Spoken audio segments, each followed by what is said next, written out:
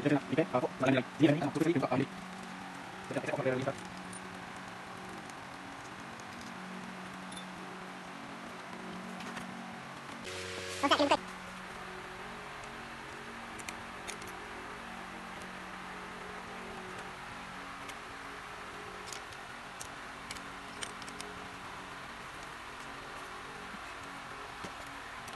Okey, so kita buka.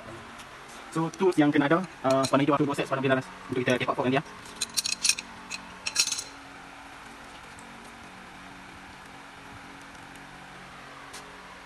So yang buka handle clip ni kena bagi sifar satu lepas tak hilang sepak dengan dia. So kita akan bagi dia sama. Okey. Okay, so sama bagi fork kita lapis dengan kain. So lapis tempat kita nak kepak. And fork ni front and ni back. So bagi front dia duduk bawah. Okey, kalau boleh buat 3 orang depan ni. So lapis dekat tempat kita ni and guna 2 sepanjang ni. Okay, nice. So boleh nampak dia punya fork dah sama. Macam fork dia dah boleh balance dia. Okay.